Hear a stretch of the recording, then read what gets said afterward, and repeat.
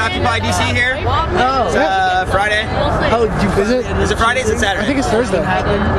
No, I think it's Friday. I took the mark down. The mark doesn't run on Saturday. Okay. Not here. All right. So, what brings you to the whole Occupy movement? Desire to end oppression, to put it simply, but change politics, change society, change people's minds, get conversations happening again. There's just a discourse that hasn't been happening in American politics for a very long time. We've been so divided that I think it gives an opportunity for people to really come together, and I just thought that was awesome. What kind of change are you striving for? All kinds of change. Social, socioeconomic, political, to end the class system, to kind of reevaluate property ownership, to... All right, well, what do you mean by reevaluate property? I mean, It's kind of a little abstract, but I think we do need to realize that if this is something that 1,700 plus cities are in solidarity together on, there may be need to reevaluate most of our entire structures, to completely step outside the box and be like, how do we want our societies to be in our communities, and then go from there. That's kind of what I meant by that. But as far as legitimate concerns or changes, reinstating Glass-Steagall, ending the new NDAA, You'll be involved. Jesus Christ. A number of the things. NDAA. The new National Defense Authorization Act, HR 1870 or 1867. The one that basically says no more freedom in America and American citizens can be permanently detained for no reason at all, for being under generic applications under the term terrorist, which can involve people missing fingers and all kinds of random, completely nondescript observations. I don't know, limiting campaign financing to $100, totally making sure that corporations are not people. Well, let me Putting money back into education and social funding again, ending war. let me jump in there for a second, because I've asked a couple people about corporate personhood. Do you know corporate personhood? I don't know corporate personhood. No one I've talked to knows corporate personhood. Can you enlighten me? Because you seem pretty well. I mean, I don't know everything. I'm just a standard American, but I read and I write and I discuss, 8 to 10 hours a day, either online or in person. I try to make it a habit to have conversations. But as far as corporate personhood, it's deciding that for some reason they would be included under all the rights and benefits of a standard individual, an American citizen, which removes them out of all kinds of obligations and real honest, I don't know, like consequence. There's just no consequence. No one's being held accountable, and I think we've led the way. I think it was Mussolini that said we should redefine fascism and it should be called corporatism. Because that's what's actually going on, because it's the funding of the government, it's not the government itself. So I think ending corporatism, I'm not ignorant, we have corporations, we need many corporations are just fine. They're just large business structures, it's not inherently evil. However, once it gets to the point where they're dominating all aspects of human life, and for the worse, it's just gotta stop. We're open for, I don't know, one thing that I'd like to say, just off topic, I'd like a lot of people to really research their isms, and if they're going to come out or ask questions or get involved or hate it or love it or just have any opinion whatsoever or belief, I just would like people to reevaluate what they know for anarchism or socialism or communism or democracy or nationalism, patriotism, and just reevaluate, what our actual differences are between all these structures and why labels are a problem. Black, white, Republican, Democrat, conservative, liberal, it's just ridiculous. And it's created to be that way. So I think people just should step outside and say, this is what I believe because I've researched it and not because I blindly followed it or inherited it from my parents or heard it off Fox News or even CNN. Get internet news. Reddit.com, by the way. But, I don't know, what do you think of the whole thing? What do you think of? Just the possible. I think it's a bunch of shit. Right. Am I back on, or are we just talking? Yeah, I haven't shut off the recording. Oh. What do you think of capitalism versus communism? Just the traditional disparity between the two systems. Neither one can really work. Right now, we're definitely experiencing crony capitalism, and just the inherent flaw that capitalism seems to be. I don't know, like just a stopping point on the way to some form of oligarchy or autocracy or blah blah blah, some kind of one small collective group of a very minuscule non-representative minority making all the decisions for everyone. And I think the problem with capitalism is it encourages greed, and it encourages taking advantage of the system. And the truth is, unregulated capitalism completely, just, you really don't need to subscribe to all the rules, and it's too expensive at this point. Even when people break the law, and we can prove it, we have evidence that awful things are happening, it costs millions and millions and millions of taxpayers' dollars to just prosecute. And a lot of cases are let go just because of that, where lawyer fees and things can be stuck in trial and courts for years, decades sometimes. And even Ticketmaster was finally found guilty for some of their fees being non-representative. And I think at the end of the day, they're after the lawsuit, everyone's entitled to like $21 or something. And I don't know about anyone on the planet, but in the last 13 years, I sure shit have gave more than $22 to $23 in fees for Ticketmaster. So I don't know, even when they're found guilty, we have to come to these stupid agreements, which is like, okay, pay us a couple, or like when we find BP, it's like a couple $100 million or $100 billion.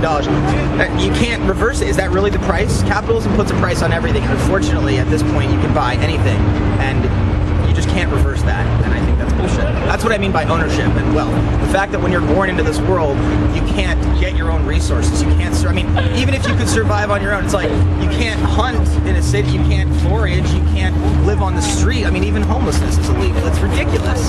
Like, how are people honestly supposed to get by? Just a restructuring. So, this is the question I try and ask everybody. What would be the thing where you stood back and you said, okay, we're done, we got everything we wanted, we can go home and get out of the cold? Do you think that's possible for anything I've said? Do you think we're going to get remotely anything? I'm strictly being theoretical here. Strictly theoretical. Well, if everything was changed, the world would be different, and we wouldn't be really discussing Occupy anymore. We wouldn't be discussing this camp right now. We would be discussing, like, new large home communities that are in redeveloped communities, or well, like communal housing? Communal housing, things like addressing shelter issues. Like, I know in Philadelphia alone, most people don't want to go and stay at the shelters because they're violent, because it's if you're coming off of drugs or you don't want to be in a really dangerous area, you really have nowhere else to go. And that's just one example of something that totally needs readdressed. Not to mention, cities are giving a lot of money to get the homeless off the street, and a lot of it's done just to get them out of sight, out of mind. And the foster care system is something that needs readdressed, and it's something I'm not extremely familiar with. But people should definitely look into it more. I spoke with quite a few authors and social activist Frances Fox Piven, who is just a remarkable woman. She's been speaking and active in social issues for 45 some odd years now, and she spoke to Philly one day, and out of like an hour and a half or something, it was insane. And there were people from some of the boards of education and housing communities and students and professors that were backing it up with evidence and sources, and it seems like a way really to keep more and more people down. I don't know. I also encourage people. There's a documentary that has come out recently called Thrive. And I'm not trying to promote it, or well, I am trying to promote it, but I'm not affiliated. You don't get paid for it, but you think it's a really good idea. It's absolutely incredible. And I was kind of a film major, and I live for film, and this is one of the most impactful documentaries I've seen. It's awesome. And I think if you watch it with an open mind, it explains a lot. And it's not just about there's no conspiracies. People just need to accept the fact that there are certain truths that are very scary and very complex and difficult and convoluted and hard to disseminate. And this does a good job at tying a lot of things like free energy and the current movement. It's funny because exactly what they're describing is what Occupy is. And there have been a lot of books that have been published where in the first few, like in the foreword, it's like a global movement needs to happen, and needs to happen soon. Resources are finite. We're more and more striving towards this global totalitarianism, and it's pretty dangerous. Like right now, the three families pretty much own all the banking in America, and arguably. Which three families? Rothschilds, the Rockefellers, and Morgans. JP Morgan. Chase, Citibank, and Bank of America are the three banks that we have left. It's Morgan, I think, owns the Federal Reserve.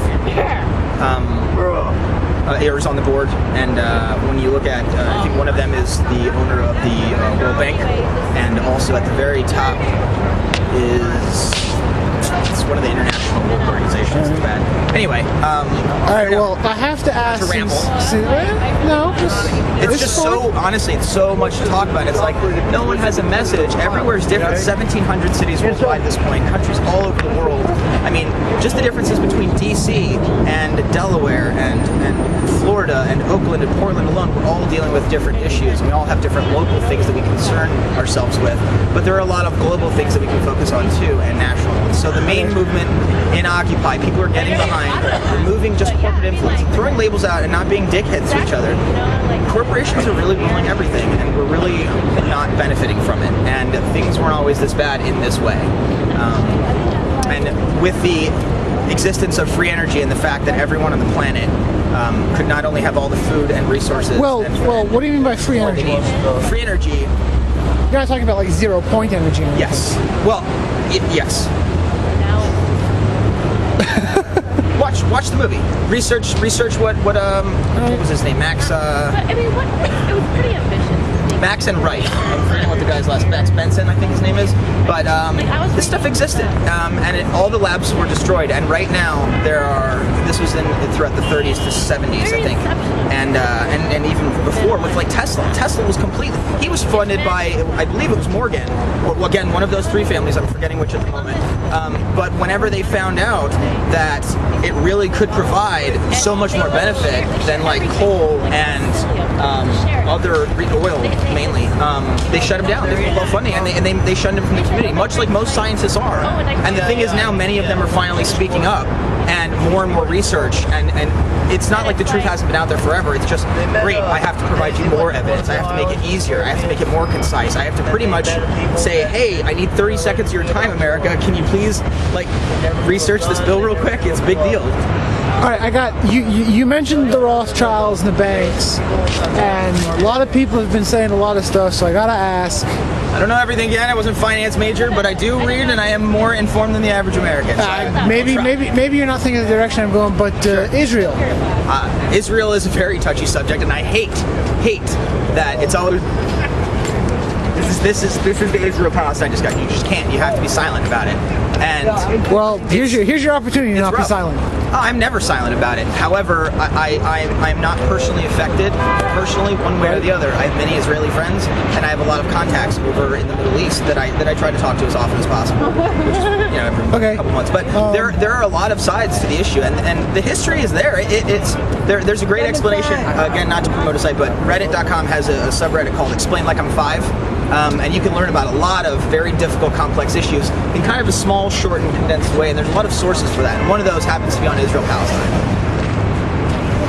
Right now, the U.S. military funds the Israeli military. It's what, $1.2 billion a year. I think they're the largest. Well, I think that the justification is that Israel is outnumbered in terms of nations by about 24 to 1. In terms of what?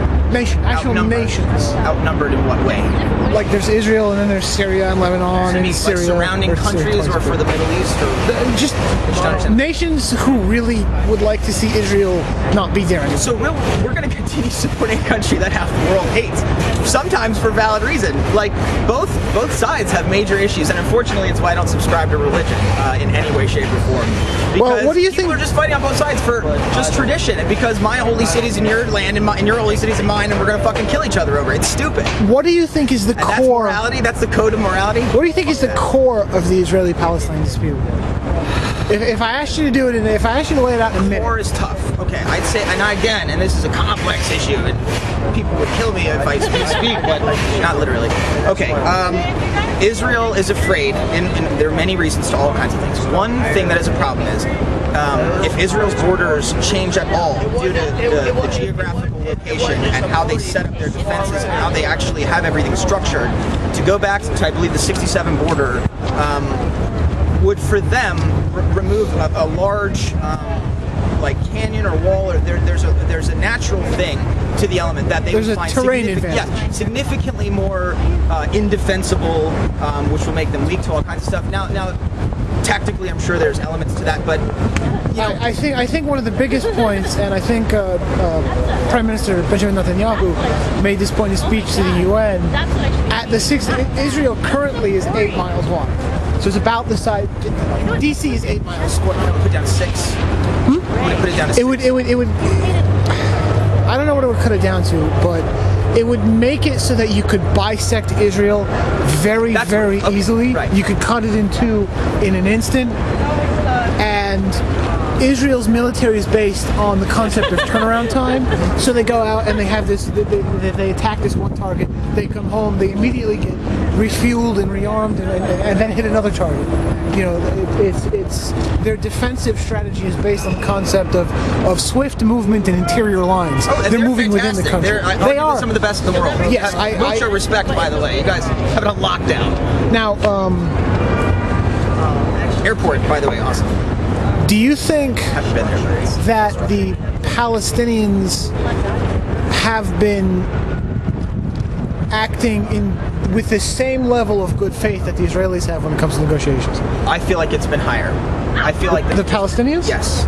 I feel like I don't know about. Okay, I am less familiar in say like the last year, but in terms of recent, I'll say recent, very recent. But in terms of like the last few decades, I believe it's really been Israel that's been holding things back. To be honest, a lot of it is I don't know. When you look at countries that are behind war and really have always been behind war, America is one of them. Israel is one of them. People need to figure out that we need to end this profiteering, and a lot of it needs to be boiled down to core issues. When you look at standard citizens, and I don't live there. However, people are looking for compromise. People are done with fighting. Like when you look at, Well, let me challenge you on I that. come from for an a little Irish bit. background, and my family's from Belfast, so dealing with Protestant and Catholics has been an issue my entire life, and my family. Here we go again. But Let me challenge you a little bit though. This month, I think 20 missiles have been fired from the Gaza Strip into Israel by Hamas. Actually, not by Hamas, but by Palestinians. Just guys. Wasn't there a major bombing from Israel, like not but a couple weeks ago, that killed a bunch of innocents? I don't think so. I'm pretty sure. But either way, we're so far in the back and forth and let the me head-on-head. well, let me lay this out for you. Sure. The Israeli weapons are precision weapons. Amazing. They can blow up a building and leave the buildings next door. That's just in terms of unscathed. explosives. Let's not talk intelligence or anything else. Okay? But the Palestinian missiles, the Palestinian weapons, you just kind of shoot them in the general direction of a target, and they'll land somewhere that way. You know, so maybe fund them. Why don't we give them $1.4 billion a year to have better weaponry if we want? I'm just saying we make weird arguments. That's all. I'm not going to say they're bad arguments. I'm saying they're weird. Let me continue then, just to keep challenging you. The Palestinians launch. They're really a topic you're very familiar with. Yeah. Okay. I'll cop to that. That's fine. It's clear. Palestinians will launch attacks and set up missile sites near schools and hospitals, areas where there's lots of children, areas where there's lots of women, where an Israeli counterattack would result in the most damage. And the Israelis managed to take out often the missile sites and everything else without that much in collateral damage. But a lot of the collateral damage, I'm glad they're better at war. Question mark. Is- you know what I mean? well, hang on. A lot of the collateral damage is because of the proximity to where the Palestinians set up their rockets. Like if they had an open field and they had an orphanage, they'd pick the orphanage. Because the Israelis are less likely to, or would take longer for an Israeli counterattack. Okay, I won't speak to that because I don't know, and I think we're getting a little not anecdotal or subjective per se, but I think we can find examples on both sides of horrific atrocities where many innocents are killed, many women and children. And honestly, I'm not going to try and tabulate it right now because I don't know how. Not to mention, I think we'll never know because we're not there. What actually is going on all the time. Not to mention, we're barely keeping track of what's going on in our country, and I think that we've fallen so far behind that who knows exactly what is always being reported. And I'm not trying to come out as just Palestine. What I'm saying is, I believe Israel's been given significantly more support, more sympathy, and a lot more in PR support, aggression. I mean, if I say like, hey, I think Palestine should be acknowledged in the UN and a number of other cases, it's like anti-Semitism and blah blah blah. I'm like, okay, I'm not going to say something stupid like Jew-controlled media because it's ridiculous. It's ridiculous, totally untrue. Or wealthy banker, these Jew bankers, it's retarded. Okay, don't just drop it, guys. Just drop it. However, there are a few families that are extremely wealthy and are running. So your it's issue not because they're Jewish; it's because they're awful people. So your and they've issue is exploited with the systems specific- after the Industrial Revolution. with the specific people involved, Most not definitely. a general group. No group. And when you look at the actual on the ground, I mean, when I can't imagine because I haven't lived in a war-torn country, but if you're constantly living in fear and damage and no education and you're fighting for your lives and you're fighting for your children's lives, at the end of the day, I honestly don't think a standard one cares or gives a shit about anything. They're just like, stop. Are you familiar with Hamas Mickey? Vague. I'm trying not to cop to anything because I honestly don't feel comfortable defending it in a non. I'm just asking if you know about it, not if you think. Okay. Well, the quick summary. Yeah, the quick summary is the actual. It's a slang term for Farfor the mouse. Yeah, we are intense. We're both pretty active in discussion, I suppose. But basically, the plot of the Farfor the mouse was that this is Palestinian TV.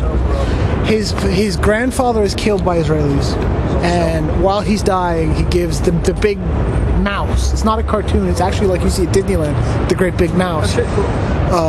The documents, the deeds to the land, and later he's captured by Jewish spies, and he is killed for his documents. And this is a Palestinian television show, kid show. You know, hate the Jews because they're all about stealing your land and killing your family. One could argue that there's a lot of violence portrayed in many cultures, and even so, I think on a greater level in terms of religions as well. This is less, and this has turned into a debate now, I suppose. It's good. It's a conversation. Yeah, I'm really trying to do interviews, but you got me going. This is better than just interviews. It's more fun. People just regurgitating what they know doesn't do shit. It requires back and forth. But this is less about violence because it was really low-key violence. I mean, there wasn't big explosions or anything. It was more about the hatred. These are the enemies. They're horrible monsters, and they will kill you and your parents. One could argue that education and conversations and enlightenment and exposure in a peaceful setting for an extended amount of time, like I'll say many white Anglo-Saxons have been privy to over the years, one could argue that's why there is more peace in that large community, like overall.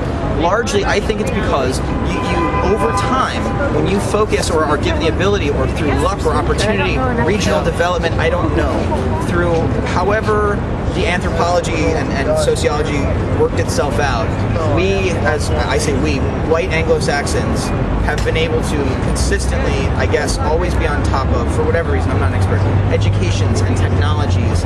And I think that keeps everyone, I guess, a little more focused on the greater picture. I think we're not. I don't have to worry about getting shot every day. I don't have to worry about bitter hatred for you. I don't have to worry about killing somebody on the street every day. I don't wander around like useless or la-di-da. I'm worried about shit all the time. But I am allowed to do that, and that's awesome. And I think that countries that aren't allowed to do that, and largely it's religious influence. It really is, or tradition, whatever you want to call it. But I don't know many atheist communities that are going around with mass genocide or anything on their minds. Specifically with the sole purpose because some atheist person told them to. You I know that Hitler was an atheist, and I know a lot of bad people were atheists. But again, like the bankers, it's not because of what they are. Well, I mean, that's not entirely fair though to say that atheists aren't going around because they're atheists. Because the definition of an atheist is you lack a theological belief system. That's it. If you just by the lack. That's kind of true, which is why I prefer the term agnostic. Well, the agnostic is I don't know. I mean, I would probably consider, at the end of the day, if I had to choose no matter what for the future, I would say agnostic, I guess. Yeah, what's up, Jackie? Welcome back. Yeah, the short and skinny of it, if you want to just look at real numbers, again, throw the labels and definitions aside. I don't know. I feel like when you're bound by a moral code that has been written by someone else, and you're very unwilling to go outside of that, especially when generations change the world's a different place, and you choose to ignore, you know, most religions seem to ignore large portions of their texts and their belief systems. You know, oh, that was misinterpreted, or the times, or we don't, you know, consider that portion. It's like, it's just completely hypocritical. All right. I think it would inspire more critical thinking, and people would problem solve more if they didn't constantly resort to one book or one system or one deity for everything. The Buddha said, be a skeptic, man. Don't believe anything. Don't take anything for tradition. Don't take anything that you're told. All right. And Let me ask you. 4,000 years ago. Let me ask you a question then. Asian philosophy Where do wins. you get your values? I get my values from study. I get my values from exposure. I get my values from conversations, from my family, from things that have personally impacted me, touching stories, meeting people that I maybe have never had a chance to meet before. I love language, linguistics. Well, let me Seeing all the beautiful things from so many cultures. Let me try and pin you down a little bit. I don't pin easily, but go for it. I got that, but let's say you're pretty against the initiation of violence. Of what? The initiation of violence. I can't imagine that you'd say if you get punched in the face and the dude is ready to hit you again, don't do anything. I prefer, like, when you take something like Aikido, or like I studied Taekwondo, which is Korean